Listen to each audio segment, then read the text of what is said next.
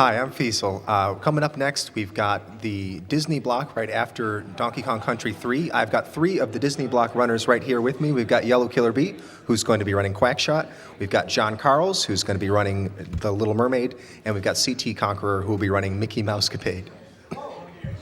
So, Yellow Killer Bee, this is your second run in a GDQ. You did Mickey Mania last year. Yep. So, did you feel like you got anything out of that, learned anything that's going to help you with the run today? Oh, definitely. I feel like last year was such a privilege to be here, and I was a fairly new speedrunner, new to the event, and I just couldn't even believe that my run had gotten in. Right. Like, I was just kind of overwhelmed with everything, and so grateful, but also so nervous. Like, I was extremely nervous. So I think this year, what I'm bringing to it is I know as soon as I get out there and as soon as I start playing, I just start having like so much fun, and it feels like all your nerves just go away. And so I'm just concentrating more on just having fun and having it be a fun run and talking with the couch and interacting with the host and just all of that more than having like the perfect speed run. I mean, if I PB'd, I would be okay with it, don't get me wrong, but it's more just about the fun factor and the interaction than anything else.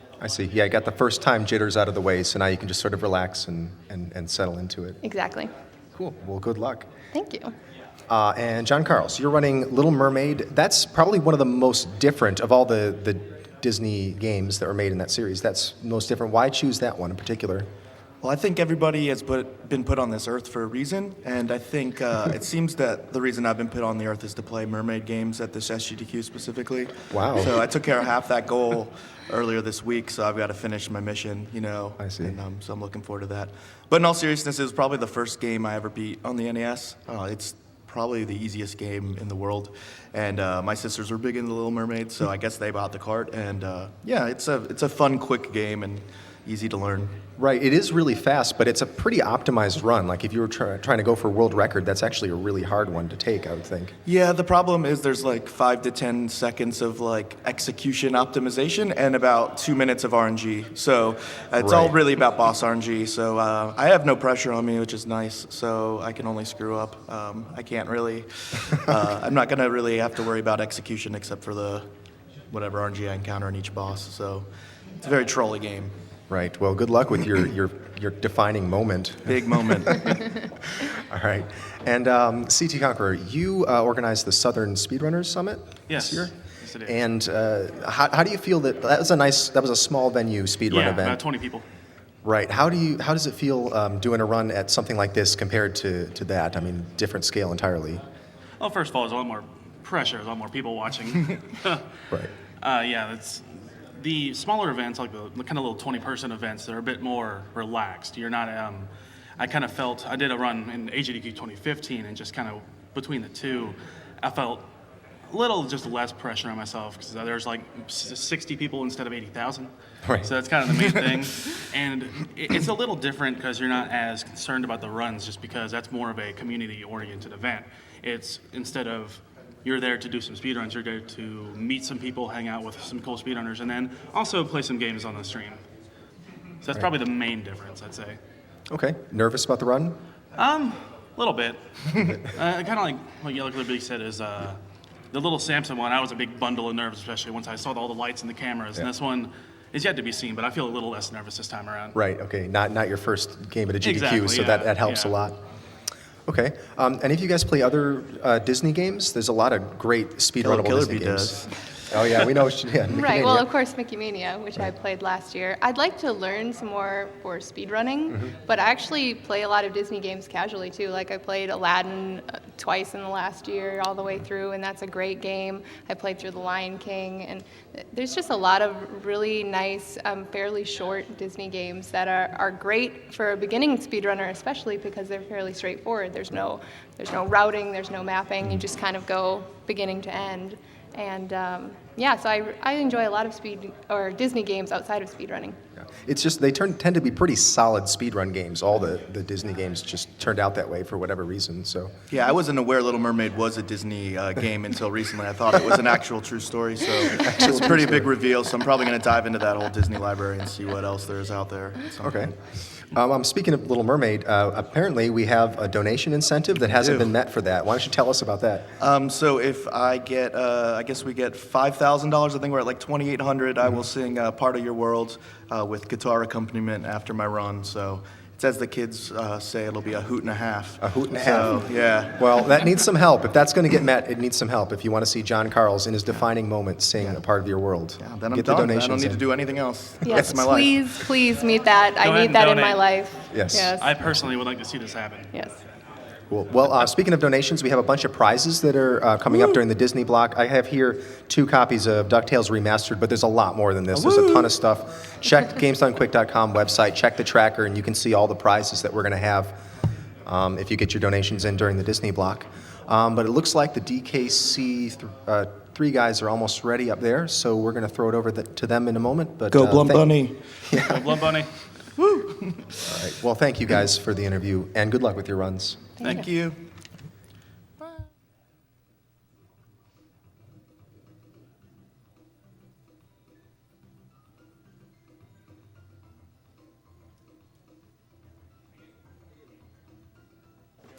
All right, guys, welcome back to Summer Games Done Quick 2016, sponsored by Twitch.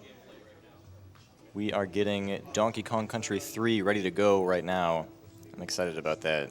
There's nothing like some DKC. And Disney's Little Mermaid is coming up very quickly in just about 2 hours, I think. So if you want to see John Carls singing Part of Your World, and you do want to see John Carls singing Part of Your World, we need to get a lot of...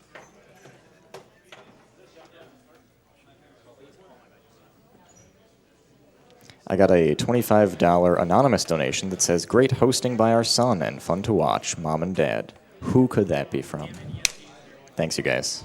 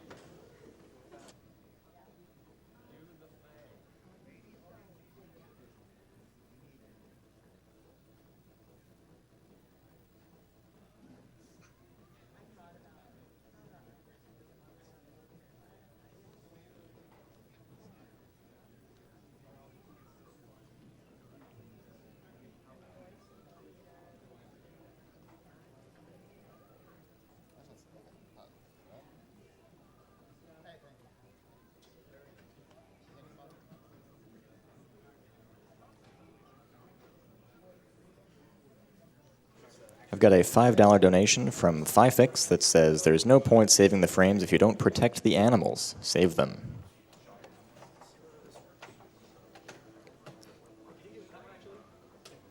$10 donation from Salt's Wazlib that says, "It's a personal dream and a bucket list item of mine to volunteer at a GDQ, but until that day, I can happily throw this money at the screen. Shoutouts to my family who get to put up with me clapping and cheering at 3 a.m. We'll donate again if I hear everyone's hype." Yeah. Donation to Announcer's Choice.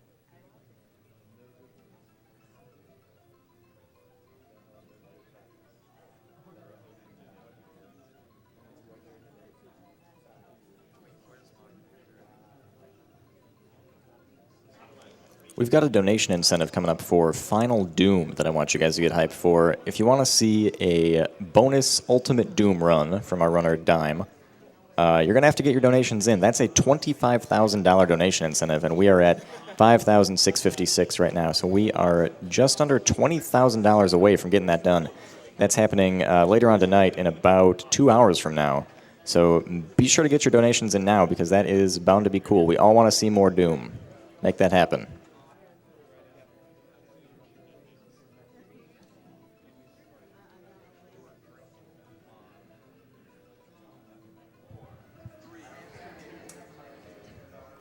Hey guys, I'm CTConqueror. Got my couch behind me. Go ahead and introduce yourselves. I'm Author Blues. Mr. Cat. Skybills. And I am hoping y'all are enjoying Disney Block so far. I'm here to play a Mickey Mouse game from the 80s. And I'm going to teach you in the next 10 minutes why Minnie Mouse is just the worst. So let's go ahead and let's get this thing going. All right, you ready? 5, 4, 3, 2, 1, go.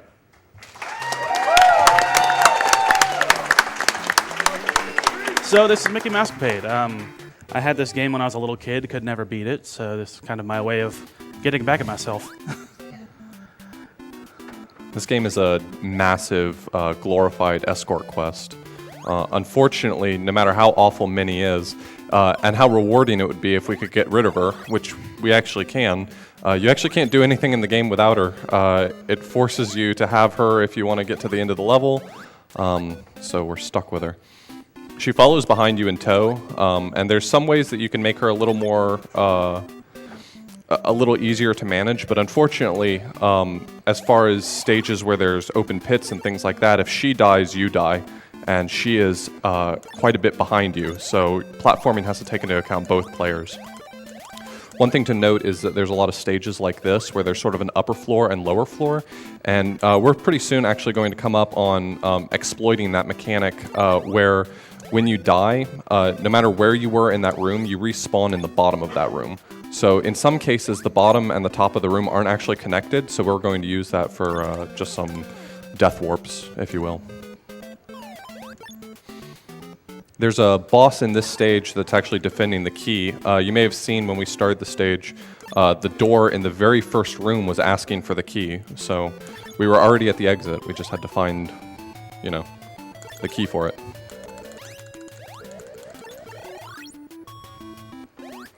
These bosses can be a little bit scary. You can use your invincibility frames after taking a hit off of their projectiles to move through them sometimes, but unfortunately the bosses themselves will one-hit kill you if they touch you. So it's extremely risky to do it, and there's only a few instances where it saves enough time to make that risk actually worth it. So you'll see him doing that a lot more later. So many troll chests you guys thinking? 2. So this chest he's coming up on right now, not technically necessary, I don't believe, but first try. First That's try. really good. That's really, really hard to manage. And here he's going to death warp to the bottom of the room, actually, which is going to will cut out quite a bit of travel in this stage. That chest right there has a 50-50 shot, I think, of giving you either a troll enemy or the weapon that Minnie can shoot. You'll notice that now she can fire a shot as well, which, I mean, effectively makes you twice as powerful. And when doing normal RTAs, you pretty much want to go into that screen with 1 health so that you pick up Minnie's star and you immediately die. So I kept a bunch of health just for practice, or not practice, but safety. But So this is probably the most painful stage for having Minnie with you, at least for casual play, I would say. Yeah. The platforming can be extremely challenging on its own, just from the general barrage of enemies it throws at you. And if Minnie doesn't make it to the next platform, you just die instantly. So it can be a little bit frustrating. section gets a little hairy sometimes. This enemy actually also has Zelda 1 syndrome. The 10th enemy doesn't have the bomb in this case. It actually has a full health restore. So every time he kills 10 enemies, the 10th one will drop a diamond, and that's a full health restore. Alright. Good fight. Unfortunately, that alligator can kind of walk you back. Again, if he touches you, that's instant death. Yeah, pretty much any boss in this game, instant death as soon as you touch it. So you'll see me get a little bit dangerously close to some of these. So He's not afraid to, you know, make it intimate. So this level is basically a maze. There are a bunch of trees with doors, you'll notice, and I hold down throughout this entire stage so I don't accidentally go through some, because anyone who's watched my stream knows that happens a lot. Yeah, when you enter a door, it'll take you to a different season, and they're sort of sequential, and they actually loop, to be honest. If you go through the wrong door, you may go back a season instead of forward a season, so he's constantly trying to find the correct door to go forward. Those bears are... They're only matched by Minnie in being terrible things in this game. He's not wrong. Yeah, so right there, I got a decent spawn and some health. So That was a really good health drop. You needed that. yeah, so if Minnie falls in the pit, Mickey just decides he's done also. So on that specific jump, if the bears spawn a little bit too far to the left, it's really, really hairy. I don't believe the bears are instant death if they touch you, but they do massive damage, Massive right? damage. And they also are not afraid to make things a little cozy. Hey, health. It's actually getting really good patterns off of these bears. They can be... I should not talk. Okay, you're good now. Okay, now we're good. Hate this thing, I'm gonna kill it. There we go. Yeah, I actually got pretty good pattern on the bears in this I was stage. specifically measuring, trying not to say that before you got to the last bears. Yeah, if you're on like the second set, like, oh, I'm getting pretty good spawns. Yeah, no, you're gonna get a bad one. Okay, so there's some invincibility you can possibly get here. I got a full health recover. no. That was really good. Yeah, if you get invincibility there, it carries all the way to the very end. If you get pretty much a perfect run, you can hit the final boss in one hit. But it's like barely. This game was originally, all the sprite work for it was characters from Disney cartoons. I believe this one was originally the caterpillar from Alice in Wonderland. Yeah. The witch in the first level is a Cheshire cat. The bears are Tweedledee and Tweedledum. Okay. It actually makes a lot of sense. Yeah. They're saving Alice, but Sure. in the US version, whatever. Yeah, the only reference left to Alice in the entire game is actually the final cutscene, right? Yeah, because Alice. Yeah. I actually don't remember. Actually, no, in the Japanese version, the boss is Hook in this level. I think you get less health in the Japanese version too. Yes, Yeah, it's not correct. good for speedrunning. Good old Infinite Mystery behind me likes to run that version. So this is the... I don't have enough health for it. I'm gonna. Yeah, take this is the Pete boss.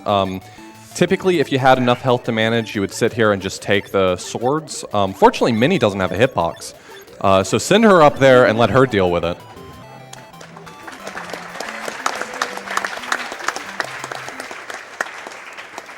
All right, this last stage is easily the most frustrating one in the run, I think. Yeah, this is where mini platforming gets a little complicated. On top of that, a lot of the time in the first stage, at least, he was revealing health pickups throughout the stage. He wants to probably avoid doing that in general in here, just because sometimes instead of revealing a health pickup, you'll reveal an owl, I think it is, that steals Minnie away from you. Which would be great. That would be awesome. Except for the game expects you to recover her before you beat the game, so you have to, against your better judgment, go get her back. We don't bring Minnie with us here. She's awful at platforming, so you get her a little bit desynced and... My favorite stage in the game because of that, or screen. Yeah. It's like finally free of her. Every once in a while she'll follow you. It's like, nah, get back down there. I don't eat you.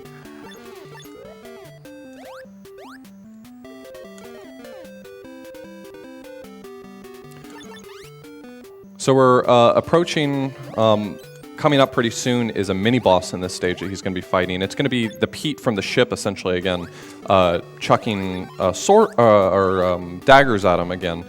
In this one, he probably will, assuming health permitting... Ooh, I can't get hit again. Yeah, that's... So I'm going to go a little bit safe here. I'm going to die. I'm going to take a death. Forced death is probably your best choice. He's going to intentionally take damage off of one of the knives in the next room and force his way through the room because it just doesn't make sense to try to There's actually Minnie do the trying fight. to do pain. Had to happen at least once. That was good. Not liking this. Okay. Okay, I think we're good. Oh, okay. Yeah, that was close. That boss will one-hit kill you as well. This one, he's just going to get behind her. Time is when Mickey and Minnie stand in the doorway. coming up I'll yell very it out. Time.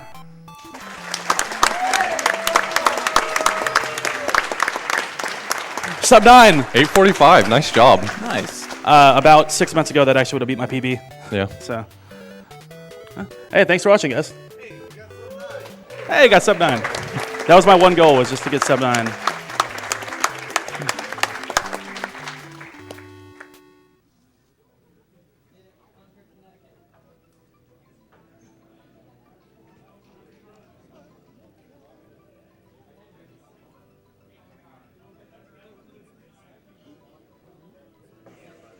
All right, welcome back to Summer Games Done Quick 2016, sponsored by Twitch. That was Mickey Mousecapade from CTConqueror. We've got a few more donations here, and then I'm out.